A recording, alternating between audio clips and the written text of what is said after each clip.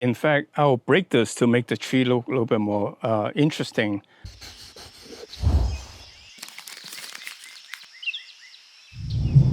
I wasn't going to do this tree today, which it's a cascade tree I chopped up about April. But after observing it, I think there are quite a few points I can make that will share some good knowledge about Japanese bonsai with you. It was really, after I clipped it, it grew beautifully. Roots are established. It was very root bound when I got it, and all of this grow. This branch is no more than thicker than this, so that's how much it grew in about 5 months.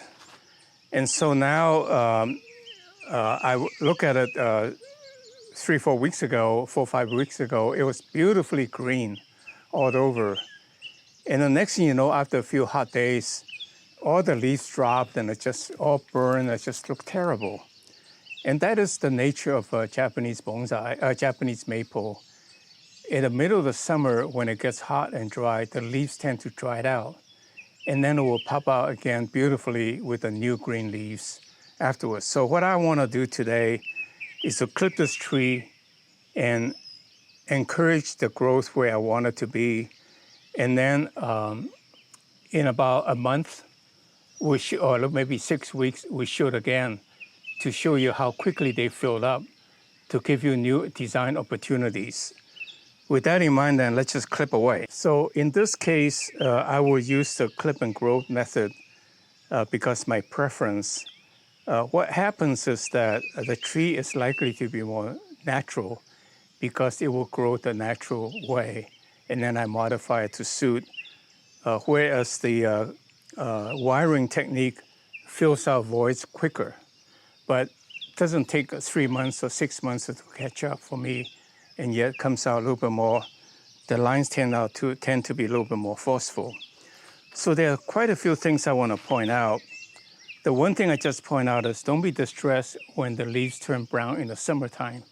That's what happens to Japanese maple. But if you clip it, they will come back nicely at where you want it to be. First, you want to decide on the apex. This branch was not much thicker than this about 5 months ago. And I can either make this the apex or that the apex. When in doubt, I give myself some option to use that as the apex some other time. And I'll clip it this. So that, although this is a little bit of a shame, because if I leave this alone, this will thicken much quicker. But for the sake of demonstration, I'll cut it off and it will come back.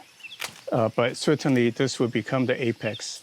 And then I'll maybe use this part to come out to become the real apex. In fact, why don't I just do that? So this will come out like this. And then this will go down. And I would say this can go back this way. And then this can go this way.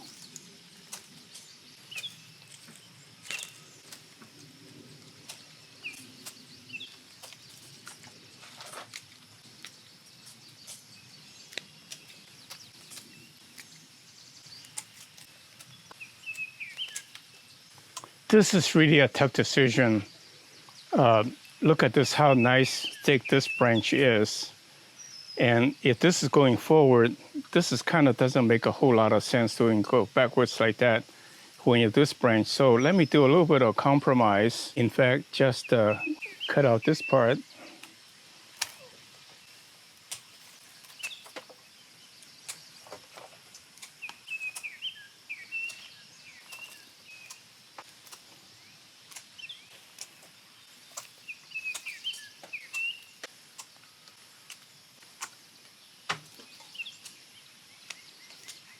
Mind you, most of these are growth in the last 4 months, so they will come back quickly.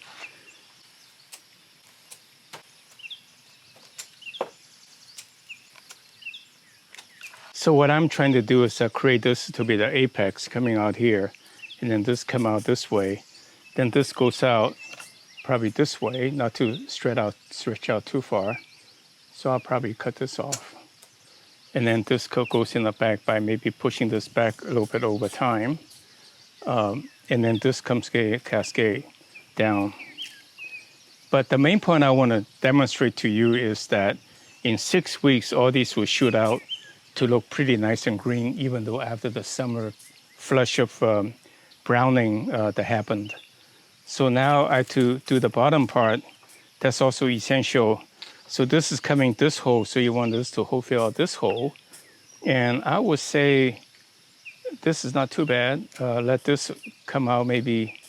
I think I'll let this come out and let this be the apex.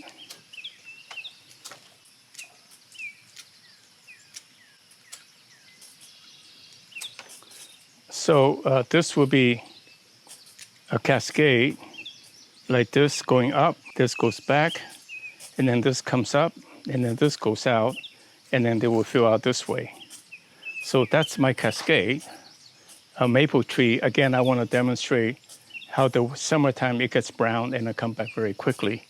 Now let's talk a little bit about pots. So this was in a shallow pot, as you can see, and I think this may be a more appropriate pot. So I tried that. It's a little bit oversized, so I will try to find it's always easier to reduce the pot size. So this could be a cascade pot. It's a little bit oversized for this tree, but let's try out for size. Generally, you try out for size, and then you decide. I think this tree, right now it looks a little bit oversized, but when the leaves come out, it will appear to be a little less oversized. And I will probably plant it in this angle, like hovering over the corner to accentuate the edge of a mountain. So this is what the tree will look like. And I'll show you in 1 month or 6 weeks to see what the tree will look like after it's put in a pot. And this part is also very interesting. Look at this tree, has a very interesting design that I bought it at. You can see this hole, and this tree comes down. But this is one lump, which is not very pretty. So one possibility is that I actually carve this out, cut this apart, make this like more of a branch coming down, and then this is a branch coming from behind going up. So it will be like, if I hide this, you can see this is a very interesting curve. And in fact, I can even carve out a little bit of this. It will be a very interesting curve going down. And then this tree, from this angle, it'll be nice. It's like a branch coming up and growing to this and then cascade down. So you fine tune it using carving and cutting and chiseling to get what you want, but you gradually improve it over time. So this we'll probably do next fall rather than doing that now. There's no hurry, but it will heal over and look really nice to be very different. Like, then it will be a tree like it's growing like this on one side, and then on this side, it comes down like this. So it'll be really, really nice. But you know, they all started with a dumb tree that you just have to work on it to improve. Well, as you can see, I seem careless.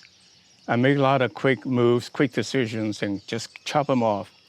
And the point is that it really doesn't matter what you do, because they will grow back to give you a chance to correct your mistakes if it's any that's made. In life, you have to be decisive. When you come to see an opportunity, you go for it before it goes away. And especially in this case, another opportunity will come back after you've done it. And one may ask, how do you make those quick decisions, what to keep and what not to keep? Well, there are certain basic principles. For example, you want to fill out as many holes as possible. So in order for the holes to fill out, you have to cut off the parts that are going this way, so it will grow that way. Again, follow what the nature would do with the sun coming out certain directions, as you put it. And also tell a story. What happened to the tree? Like early on, I talked about chiseling this piece, carving the gut out. It's because I want to make this tree one going down and then the other side going up. So you try to tell a storyline that makes sense for the tree design. So the question is, how do you decide on your design? So for example, when I was doing this part, I think of this as the apex, and then this would be the bottom. Sitting back and looking at it, really, this is the apex and this is the back. the bottom is here, it's not here. So in fact, it's really hard to do this because such a nice branch, but away it goes. You know, you have to be decisive. All the trees, or else the tree will look wimpy. In fact, I'll break it to give it a little bit more function, feature. In fact, I'll break this to make the tree look a little bit more interesting, as if we're breaking in nature. So I will crack it. You can see, then I pull it to have the bark a little bit elongated. See? So this will heal nicely, and this just goes away. You see, it looks much more natural. And this branch gotta go too. So again, I hope you like my video. I do like the encouragement. And also subscribe to our channel so that we can notify you of any future postings so you don't miss any good information. Again, Bonsai Heirloom wants to be your source of reliable information on bonsai techniques. Thank you.